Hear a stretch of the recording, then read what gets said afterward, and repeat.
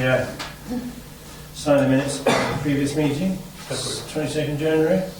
Thank you. Yep. It's only a smoothie, wasn't it? It's only a skill. Apologies. No, Vice Chair. Mr. Chairman, can I just have a notice in the minutes that I did send you an email to give my apologies for the last meeting and it wasn't recorded in the minutes. Yes, right, yes you did. Minor point. So we can add your apologies to the meeting on the 22nd. Thank you very much. Good. Members' interest? No? Chairman? Yeah, I just wanted to highlight that I'm a member of S&I committee and also the chairman of the Daventry State Company, which both are mentioned within the paper. Thank you. Item 4, external audit plan. We welcome a new face, Jonathan Gorry, who's new to us, or not at all new to the audit function. Been around for some time in many authorities. Yes, I'm happy to perhaps say a few words. Of course, do. Just very briefly. So I've been with KPMG for many years, but also done audit commission work for many years, probably more than 20. I'm currently responsible for doing 4 of the district audits in the county. I've previously actually been responsible for auditing the county itself and the PCT when it existed, so I have some knowledge of the patch and live in Leamington, so some friends who live on in the district, so I feel it's sort of almost home turf. And I do other things as well. You know, I've done some more commercial audits and other sort of interesting bits, including some international development and universities and so on. So a range of experience. And it's good practice to change auditor every absolutely few years.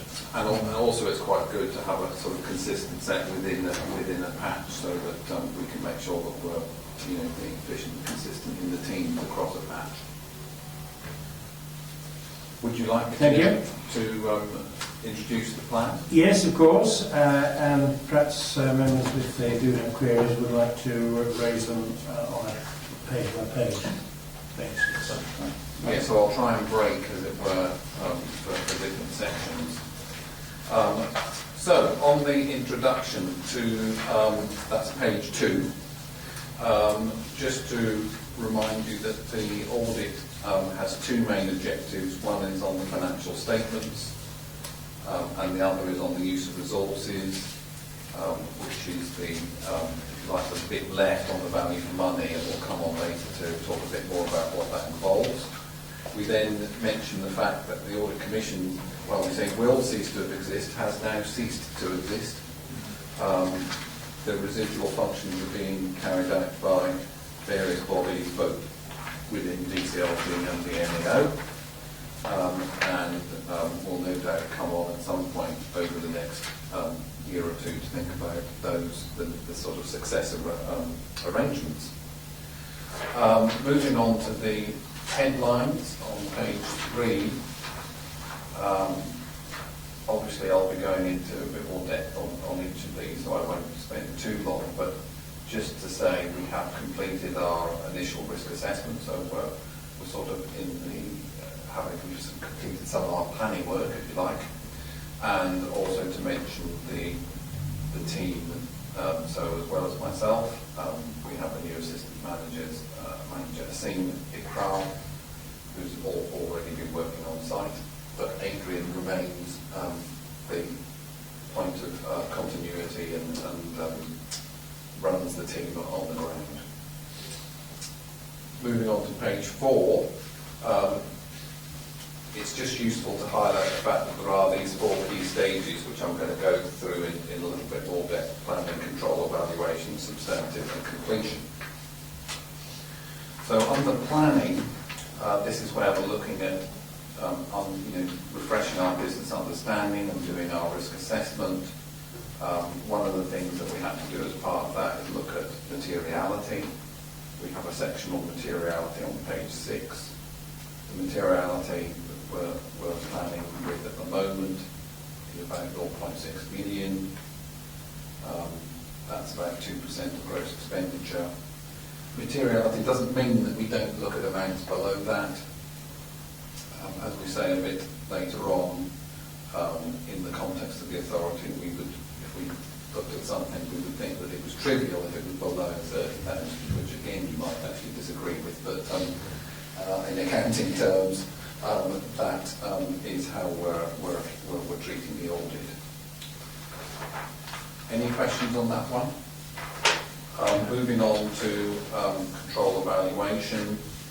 So this is the next phase, if you like, of the audit, where we're looking at the key controls over financial systems and where we involve the review, involve the working with internal audit, looking at what they've done.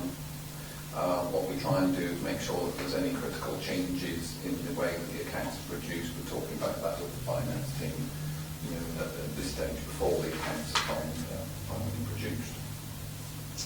And then the substantive procedures. This is sorry, that's you talked on an interim visit completed during March at the beginning of 7. That's completed. Yes. Yeah. I don't know whether Adrian you want to say anything about that, the details of that. Yeah, first apologies for being sorry guys. The interim visit is to look at the system and controls you have and to focus on those where we want to place your arts and controls. We've completed that work and there's nothing coming out of that work that we needed to report to officers or indeed that we need to report to members. So that's hot off the press. So then moving on to the stage 3 of the audit, the substantive procedures, and this is the main final audit visit, if you like, which looks at the, really gets into looking at the accounts in more detail when we do our substantive audit procedures. And then as part of the final audit there, we're also having to look at, you'll hopefully remember on page 9, whole of government accounts, which is a process for kind of consolidating all of government, all of the accounts together into a sort of national account. We look at our report and communication, and that's important, particularly to the when we come and report to you with our report. And it's also something that we like to reiterate at both this stage and at the reporting stage about considering and confirming our independence. Chair, can I ask, I know that there's an unspecified fee liable payment in the dealing with questions or objections. Have we ever had any? Not in the time that I've been involved in this audit, no. I mean, there have been in districts not too far away, which you might be aware of, but so it can happen, but it's something we would hope to avoid. So then that really completes the stages, and then in section 4 on page 10, we're looking in more detail at how we've gone about assessing the risks. There are some that are kind of embedded in every audit. One of those is management override of controls, because there was always that risk. And essentially our standard methodology looks at how that is addressed. For example, how there is control over journal entry. So journal is one of the areas where that management can use to manipulate the accounts, and that's why we look at the controls over those particularly carefully. And then moving on to page 11, looking at value for money. So again, just to reiterate, it's the same approach as previous year. There's 2 dimensions that we look at, if you like. So the value for money is more embedded in the financial management and arrangements perhaps than it was previously. So a key dimension of the value for money assessment is financial resilience. And that's sort of in tune, if you like, I suppose, with the times a little bit. Being able to manage as resources get tighter and be clear about the plans ahead, the risks and opportunities ahead, that you know are coming down the road, and seeing that you've got good plans to address those is absolutely crucial in that environment. And the other dimension is the more conventional VFM and 3 E's of economy, efficiency and effectiveness, looking at how are you achieving some of those cost reductions. I will then pass over the rest of the value for money section, but unless there's any questions on value for money, and pass over the audit team, you can see before you. I should perhaps mention the audit fee. That's page 18. Very similar to last year. Set not really by us. And so, it is what it is. And rather than take questions on it. And then perhaps finally just to... Yeah. Yep. On the audit fee, I understand it's, I see it's been reduced. It was reduced, it's been going down over a period of time. Good news, yes. But what about the quality? You buy expensive clothes to last. If something's going down, the quality can often be reducing. So it's a balance, isn't it? Absolutely. What could I say to that? Firstly, of course, it hasn't actually come down from last year. So if you could see that you got a decent audit last year, then you should be able to see that you can get a decent one this year. The reason that it's come down is partly, it has come down, but also the scope has reduced. So that the really large fees of the old days were when there was a lot more work done on the value for money and management arrangements.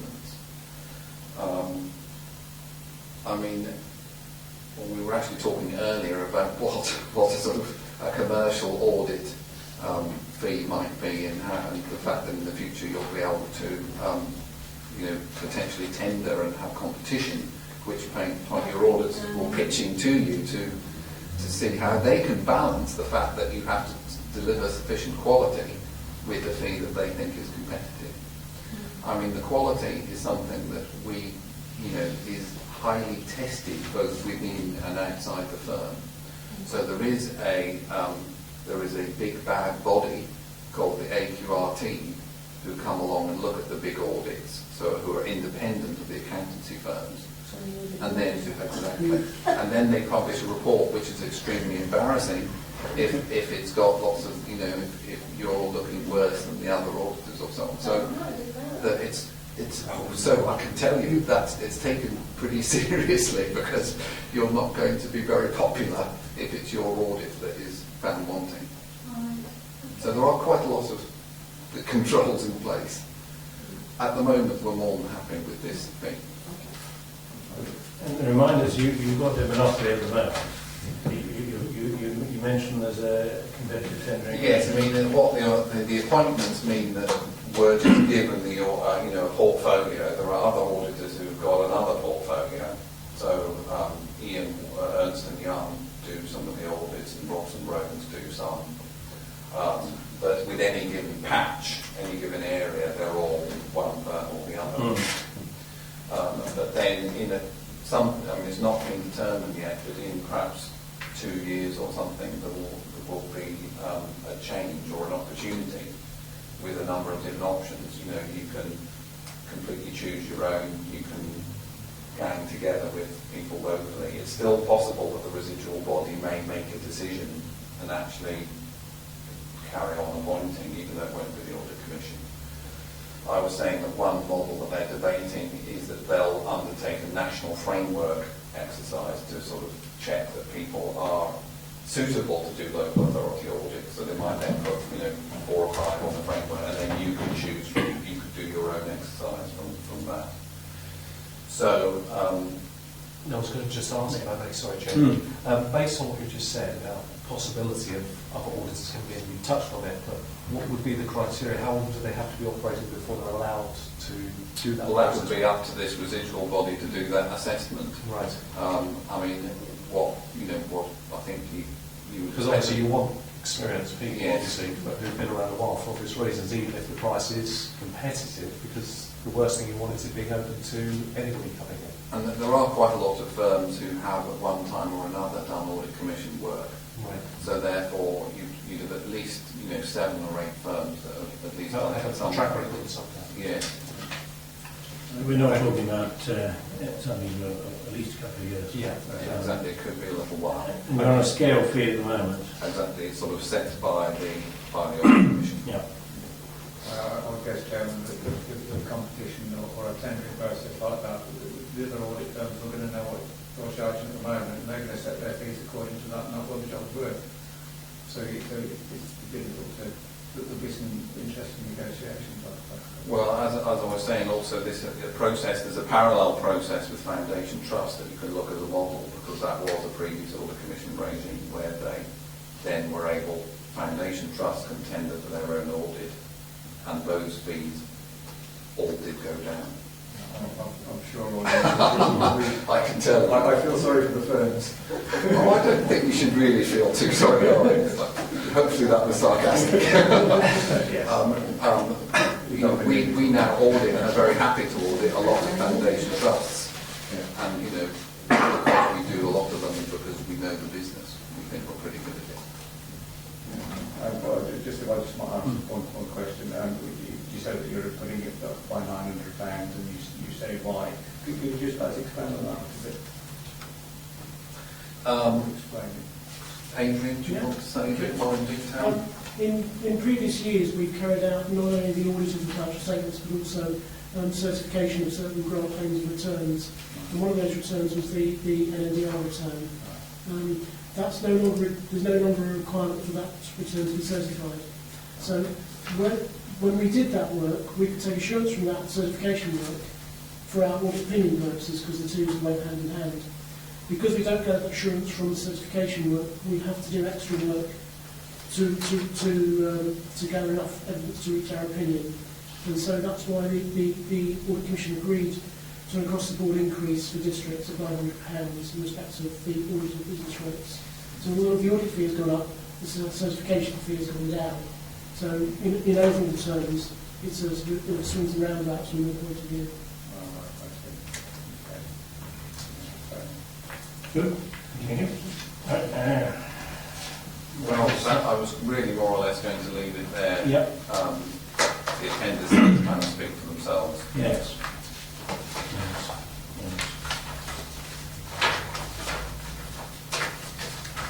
Thank you. Yes, as I said earlier, we are used to the annual cycle, the audit cycle, and this is the traditional introduction to it.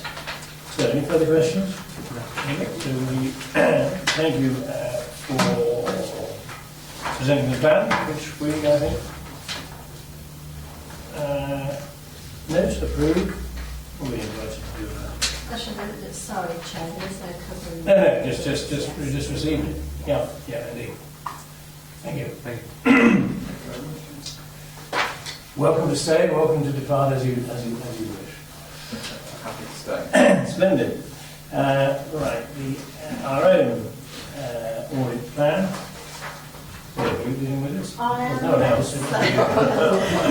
Chair, if I may, you may notice that I'm a few officers short this evening. Yeah, it's time, yeah. Tony and Simon, unfortunately, are not in, and Scott is poorly, I'm afraid. Oh, yeah. But you won't be surprised that he leaves copious notes. And so I am going to be reading from his notes. And at the end, he actually says he's happy to deal with any questions. So I will help them as best Sure I can if you have any by the end of this. So, before we come to the audit plan, there is the covering report, which does serve other purposes. Firstly, in the main body of the report, it sets out the high-level strategic approach of the Internal Audit Service, which is very much based on the Internal Audit Charter approved by this committee last year, and in paragraph 4.3, it sets out the principles to ensuring continuous improvement in service delivery. Some of the actions to support these aspirations will be reported in the annual report, which you'll see in June. Another key aspect of the report, which is critical to the success of the audit plan, is the assessment of audit resources, which he comments on page 36 6, paragraph 4.9 to 4.11. This is a matter which he's discussed at length in previous reports and have received both your support and the support of management. The first part of the jigsaw has been achieved with the appointment of the Corporate Fraud Officer. This officer will not only provide support to undertaking investigations, but is also tasked with reviewing and enhancing the counter-fraud arrangements for the Council. More detail to what this entails will be included in the management's report to this committee in June, but in principle to that will be the development of a counter-fraud strategy. The last part of the jigsaw is bringing in some IT specialist audit support, which requires some further consideration over the summer. Also critical to the service is the appointment to the senior internal auditor post. The new post holder is starting later in April and brings a wealth of experience with her from the private sector. All these changes will obviously take time to settle in, and that includes a period of induction. In the long run, this provides the service with greater capacity, resilience and flexibility. Then we come to the plan itself.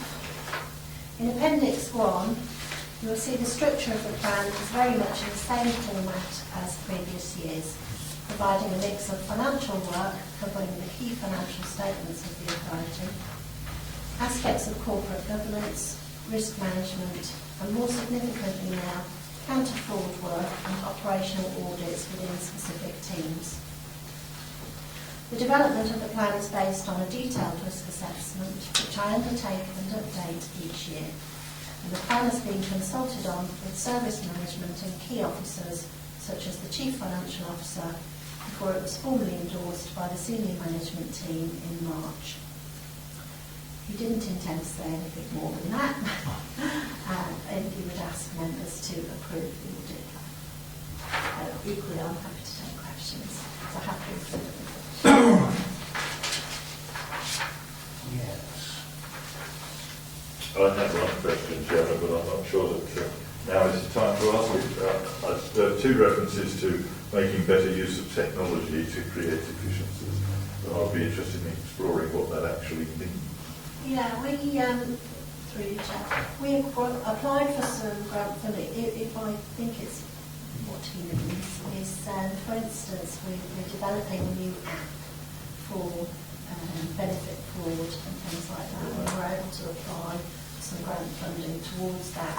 We're actually with lots of other authorities in developing this app that makes it easy to sort of report benefit fraud So and things like that. it's a link in with the back office system so that you can see what's going on. And just obviously the way in which people can communicate as apps is the sort of... Okay, well I'll keep an eye on that. Okay. Can you remind me the scope of the new appointment of Corporate Fraud Officer? The Corporate Fraud Officer, I mean, really that was in response to two things. With regard to the new single fraud investigation unit, we knew that as that went over to the DWP, that corporate fraud was still an issue for us in terms of, because the officer that would have been only details in benefit, and we recognised that it was an element that was missing from ours. So when we had to look at how that officer's the changes there would move, and that went over to DWP, we knew we'd still have some work to do here. So we've actually replaced that officer, and with this new fraud officer, they'll be the ones that are developing the new fraud strategy. So that will be the main remit, but also you'll know that members, when Scott talks about capacity and things like that, as special investigations come along, it does build in a bit more resilience to the team. And certainly while there's sort of changes in officers in terms of how that's taken forward, so just really resilience of the team and the corporate fraud strategy is certainly one of the main things that they'll be looking at. Yes. I can see that initially there could be quite a full-time job over a period of time, and whether it is And do you think there's potentially scope in due course for exporting his, or is it he or she? It's a shame. It's a she. Exporting her talents to provide a similar service to other authorities locally? Well, I would say never. You know that as the Chief Financial Officer, I'm also responsible for making sure that there's enough resources in terms of audits. So Scott receives challenges from myself in terms of those resources on how they're used and how they can go forward. You'll also notice that from the outturn, if you like, of all of the audits, there was some audits that slipped in previous years, and that was because of special investigations. And we've always said about capacity. And in terms of where I'd certainly like him to look, perhaps before we went outside of the authorities, to address some of those things that typically kind of drop off the audit report in terms of importance, and they tend to get moved each year. So that the new officer comes from an audit background. Yes, in fact, the new officer is the fraud officer that was the benefits fraud officer who would have transferred to the single fraud investigation unit. She was the successful candidate. So, yes, has a fraud background and also a Daventry knowledge. Good. Any further questions? No questions, Chairman. There was one or two things I wanted, specific items I wanted to talk to the auditor and Joe here about, and perhaps yourself at some point, but we'll do that next time. Okay, of course. Right, so we're asked then here to, I expect, approve the annual audit plan. May we do that? Yeah. Great, thank you.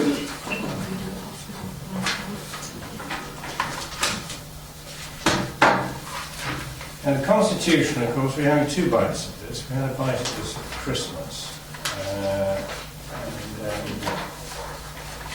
And then we review that as well. Anyway, Audra, this is for you as well. It is, and Simon Burley has also been through this report with me.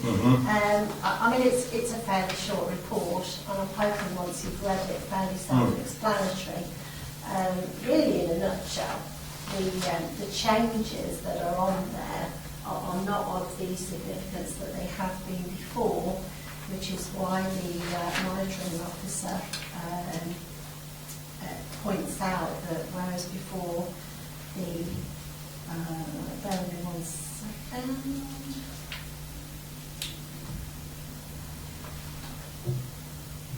That's right, sorry, 3.3. He points out there that where there's been more substantive changes, he's had two members actually go through it with him. He's actually pointing out there, suggested that these not apply for this review, but he wanted me to reiterate that if obviously members were interested, you know, that's not to say that you couldn't if you didn't want to, but that the changes were in fact minor, and that the full track change version would be put into the members' room. But he does go through to highlight the changes in section 4. Yeah. All of which are self-explanatory, and whilst he's been through them with me, I'd be happy to take questions in terms of what they are, and if members are happy that it is the minor changes that we can move forward. Thank you. Yes, Bob, you've got a point on bullet point 3. Yeah, the bullet point 3, with my S&I hat on, I mean, the paragraph itself is quite explanatory, as you say. Not happy with it at all. I'm going to propose that that paragraph is removed from the minute that goes forward, Chairman, because S&I should be able to scrutinise anything that they consider or see fit, and also that they contain within the S&I plan moving forward over the next year. We are intending as the S&I panel to do just that. If I may, Chair, the monitoring officer did go through this particular point with me, and actually what Councillor Patchett is saying is exactly what this is saying. But there is no need for this to be so prescriptive, because S&I can in fact call in what they like anyway. And it actually says this. You know, it is for S&I to choose what it wishes to scrutinise. So by actually removing this as a prescriptive bit is not saying that S&I can't look at it, because what it's actually saying is S&I can look at whatever they want, which is why it's superfluous to the need for it to be in there. It's not saying you can't, it's saying you can anyway. I have to say, Chairman, that that's how I read it. Yeah. So I thought that without this paragraph, you're effectively saying that whatever else they might want to do, S&I have to look at. Yeah. Whereas now we're saying they don't have to look at this, but we're not saying they mustn't look at it. Anything. What S&I want to look at, they must look at. Yeah. And nobody would want to stand in the way of that. I mean, I also take exception to the comment that there's been little or no planning committee initiated policy, and in fact that, despite my best efforts, there would be initiated policy.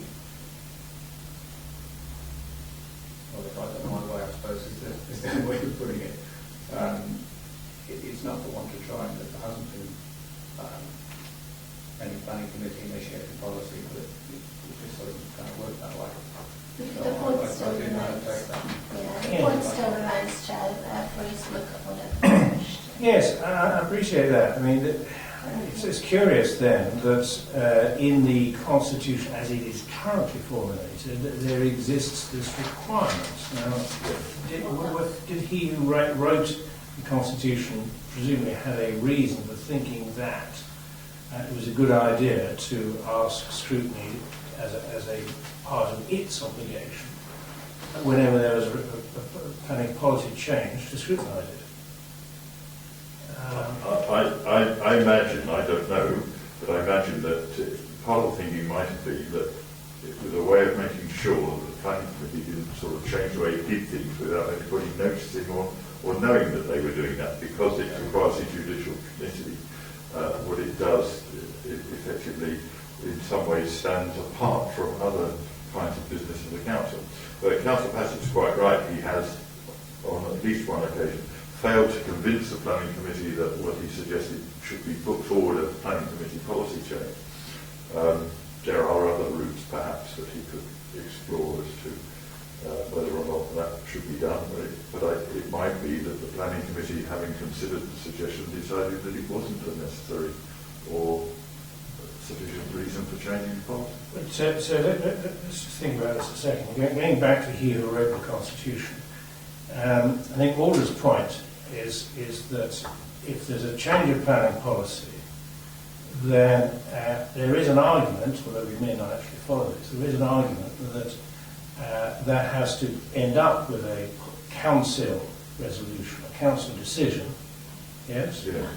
And then in between planning and council, according to the Constitution, it's got to go through S&I. If I may, Chair, I would point you out to bullet point 2 that any formulation of strategy and policy and changes, and this is actually highlighted specifically for things like licensing committee and planning committee, is that they can propose those things, but it's actually strategy group. Yeah. So it goes through strategy group as well. It's not like any of these other committees can actually just change policy. It still have to go through strategy and then on to full council with scrutiny and improvement, calling it in to have a look at if they want to. So not if they want to. But not calling it in, but they can certainly scrutinise it if they want to. But is your point actually more than that? That under the current Constitution, technically, policy proposed change by planning, it goes to strategy, and at the same time, before it gets to council, it's got to go to S&I. It's got to, according to the Constitution. Is that right? If it's a requirement for S&I to scrutinise planning policy formulated by the planning committee, then it's got at some stage to get to S&I, whether it goes, it would normally go before council, before it goes to council. Now, whether we're actually doing that is another matter. I suspect we're not. Well, we didn't do it in November, Chairman, because it was, and this is why I inevitably tried to discuss this. Well, and it didn't happen. Well, is that your point about planning reasons? No, that's a separate issue. Separate issue, because I mean, That was the thing that was. yeah, but that's arguably not planning policy, actually, is it? It's arguably procedural. No, we're talking about planning policy here. Change of office delegation.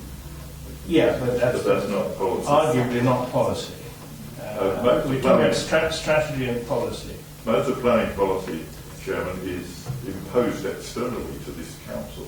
I was spent most of the afternoon trying to read through yet another written statement from the Secretary of State. I think it was his swan song as he was preparing to go home to the event.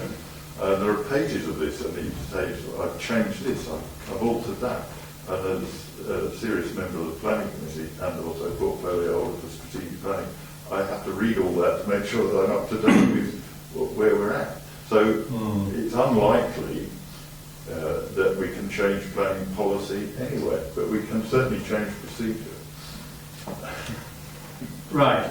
So it's absolutely clear, Bob. I mean, as we understand it, the proposal is that in instances of considering planning policy, and for this purpose, forget, I think, any questions of taking decisions to committee, thinking of planning reason, because that's not a planning policy point, it's a procedural point.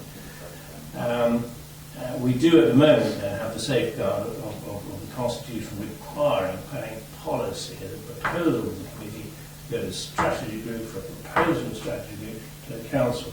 So there are three fora in which planning policy can be debated, and it's not necessary to have a fourth, but there remains the opportunity for SMI to come in and look at anything it likes. Now that's your proposal. Yes. If that proposal is now clarified in that way, you prepared to go along with it? The problem is that the planning policy is not discussed by planning committee. So it then goes direct to strategy group. And the first thing that any members, because not all members generally read strategy group papers or even observe to a meeting. So the first time that it's actually highlighted to anybody is at full council. And if it is an SNI has not been consulted or asked to review any planning policy in recent times. Has there been any change in planning policy? Lots of changes in planning policy. Chair, if I may, this specifically says to scrutinise planning policy formulated by planning committee. Indeed. So this isn't about policy changes that are, The bypass committee. This comes from planning committee. Yeah. Frankly, if planning policy is going straight to planning committee, if planning policy is going straight to strategy, members of planning committee are unhappy with that, they've got their remedy. They've got to get it on their agenda by lobbying the chairman and agreeing for it to go on their agenda. But as the order specifically says, what we're referring to apparently, although we don't have it here, we're referring apparently to a requirement that planning policy formulated by the planning committee goes to S&I. That's clear. On your I get there ain't any. So if there isn't any, ever, there's no problem. There would be some if I had my way. it wouldn't stop SNI. They wouldn't stop S&I getting involved, and it would have to go by strategy anyway. As far as today is concerned, what we're being asked to do is note. Is it just note, or we're asked to endorse? And so, if you wished to tamper with this resolution, you would maybe either put in a recommendation, or you may like to say that save for item 3 you endorse. Now that doesn't stop monitoring officer bringing the recommendation forward to full council. It just prolongs a bit of a debate. But I'll give you an opportunity to think about that, because you still need a seconder if you wish to tamper with it. I have to be honest and say that I do actually support Bob on this. I'm with him on this. I've got concerns as well, and so I would be seconding him, to be honest. I'm still puzzled, Chairman, because the planning committee is not in a position to create its own planning policy, because it's quasi judicial governed by DCLG. That's where the planning policy comes from. We have to obey the law. If we don't like what DCLG asks us to do, tough, we have to. We have local policies. We have a local plan, but and that has policies in it, and they go through a variety of scrutiny, as you know. I mean, the Joint Core Strategy took years, and 2 public examinations led by a planning inspector. That contains policy accepted, but that's been scrutinised. Sorry. I mean, in future months, I mean, there's likely to be, when we do the Daventry local plan, I mean, there's likely to be policies designed especially for Daventry, and they're going to be, the planning committees are going to be asked to approve those policies as it's required to do. I don't think the planning committee will be asked, it will be told that those are the policies. But, so they've been scrutinised by members, don't they? well, they will, because they will have, as policies of this council, they will go through strategy and council, and there are 2 opportunities there for people to make representation if they think that they need. The other problem with strategy is that the strategies, the only people that are allowed to vote in strategy are portfolio holders. That's entirely apposite, because that's what the strategy group is. Exactly. But Whereas the strategy all members have the opportunity to address strategy group and obviously to do their own lobbying. But I think we have to maintain the position, and this is maybe where you and I differ, that we employ professionals to do these things on our behalf, and that we have to reckon that they're probably doing a good job. I'm not saying that we accept everything they say without looking at it, but we do have to give them credit for what they're doing. Chair, if I may, just to reiterate, the last sort of 3 lines, SNI already has ability to pull in recommendations of strategy group through which planning policy already passes. So you can still look at it in SNI. Chair, I'm still need to understand, why was it there in the first place? What was the thing? Well, that's my point. I'm a bit mystified about that. Might have been loose drafted. I think the only thing that I can say in response to some of that, and I have the Constitution here, we could go through it on a daily basis and actually sort of look at the word and think, what did that mean? And the whole point of the monitoring officer going through is to make it more meaningful. And it's a document that evolves. So I think all I'm leaning towards is there must be a purpose for it to be there. What was the purpose? Yes. I think the purpose is that SNI can look at things in more detail and strategy group turn up and look at it and debate it and then make a decision. Whereas SNI can have a task plan on look at it in more depth and have a more closer scrutiny of the actual issue. Which then, of course, goes to strategy group. Well, it goes on to strategy group afterwards, which is having that. I'd like to get to an agreed resolution rather than vote when we are together. Whatever we decide, Simon's going to bring a report to full council, and that report, we have no objection to that report dealing with all bullet points apart from number 3 at the moment. Right? No one has any concern about the other bullet points. Everything else is fine. I have a question about another bullet point. Well, let's deal with that then. It's a very simple question. There's a bullet point on the top of page 45, and the second one on that page points out that West Northamptonshire Joint Strategic Planning Committee had an explanatory note advising that committees established by statute, not by council. and the explanation as to why that is needed is there. But had Simon been here, I would ask him, does that mean that it can only be by statute that it can be dissolved? And you'd be right to ask Simon that question. I will. He did say to me that it was put in there because it was really to clarify, because he'd had lots of questions from the public, so it was to clarify that it was set up by... Particularly following some decisions that that committee has recently made. Yeah. A lot of people said, what are you doing this, and why are you bothering to do this, that and the other? Yeah. And it had to be pointed out to them that we were required by statute to work together as a group of authorities. That's right, and that's why he wanted it in there. As for its dissolution by Okay, that's a separate issue then. Probably, yes, probably. Something created by statute, you logically think would have to resolve it. Indeed. Ordering council of some description. Well, can we end up with formal words on this item that allows Simon to present his report as he wishes to council and invites further discussion on item 3. Now, what that means in practice is that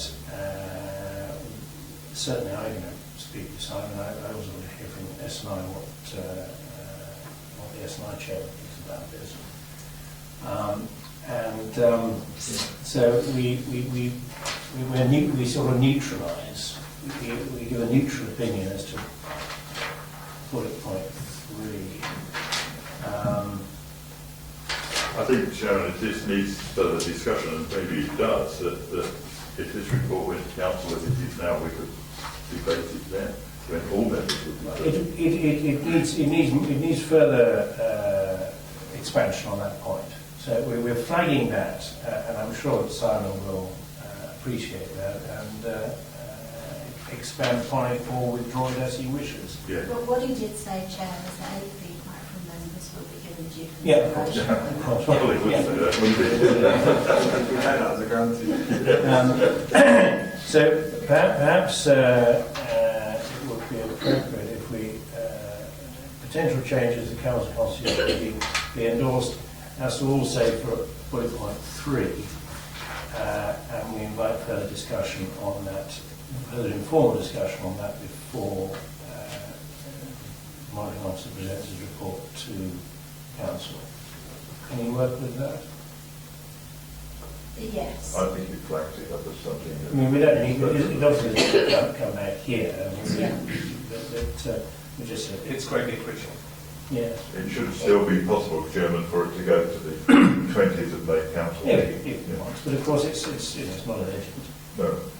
So is it just so I'm clear when I'm sort of feeding back to my shadows, is that whilst you endorse it as the report is, apart from Yes. point 3, Yes. you'll be having an informal talk. It May well be that it appears for then council to Yes. debate. Yes. Yes, but we don't object to him bringing it forward to council. But at the moment, we're just saying we're happy with all items apart from item 3. So you don't object, but you don't endorse it. Yes. You look forward to full debate at council. I think that's fair. Would Would it be related to strategy going before? No, I know.